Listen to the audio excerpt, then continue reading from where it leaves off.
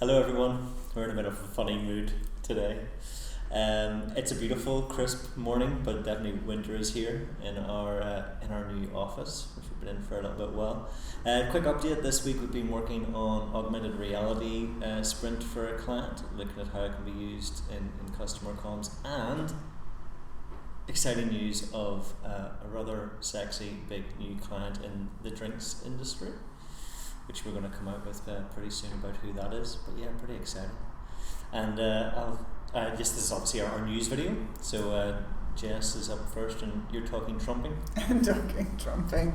You can't really ignore the fact that it's all been about the election in the US and Trump, the shocking news. And I was going to talk about the fact that apparently the polls didn't predict that Trump was going to win. Hillary was, they were pretty confident that Hillary was going to win. Yeah. However, social media did predict that Trump was going to win. If you look at the various companies have shared some of the stats and kind of clever data, and apparently Trump was positive sentiment analysis 58% and Hillary was 48%. So it's pretty clear. Yeah, brilliant. Because the polls thing was all about how it's the silent majority. It's the people who aren't telling their families and friends and partners that actually they're secretly going to vote for someone like Trump or vote for Brexit. They're ashamed to tell people. Yeah. They're not ashamed, but they just don't want to get into a discussion about it. And something like sentiment can show people's true feelings, perhaps. Yeah. I know Hillary spent more on TV ads, more people, etc., but Trump better leveraged his social channels, and I think he's got something like 14 million followers on his Facebook page. And you're saying something about whenever his that horrible video of his misogynist behaviour came out? So the Access Hollywood tape, the day that came out, he had the biggest increase in social media fans on that one day than he did the entire campaign apart from election day. So any press is good press. And obviously that relates to social media. So that was really interesting. I know. The world that we live in now. Politics. Terrifying. It's terrifying. Politics is not reality TV. Well, it clearly is. I know, it clearly is. If you've been watching many Black Mirror episodes, we are in a Black Mirror episode. Yes, I'm waiting. I'm going to wake up at some point. I kind of think it's like Back to the Future, and we've taken the alternate timeline where Biff is now president. Anyway, what I spotted this week, I'm going to go listicle on this. I love a listicle. Yeah, so 3 ways that you can use artificial intelligence in marketing. I saw a nice article this week. I had more than 3, but there were only 3 that I thought were actually quite good. So the first one is predicting what your customer's future behaviour may be like. So there's quite a bit of this. If you think about airlines, you go on, you book a flight on a Tuesday at 2 o'clock. It might be different from a Wednesday at 4, because they know that people's propensity to buy might change.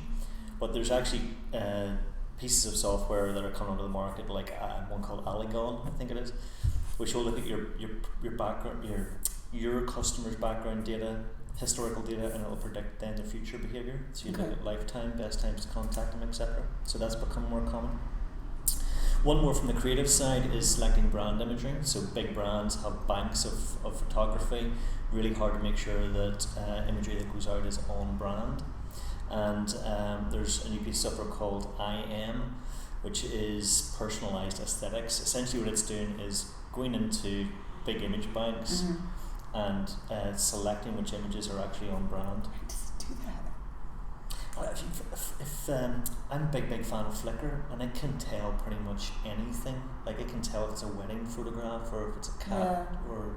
Yeah, I can kind of understand that, groups of people, white dresses, I can kind of use patterns there's repeatable patterns. But the kind of subtleties of a brand, one image versus another.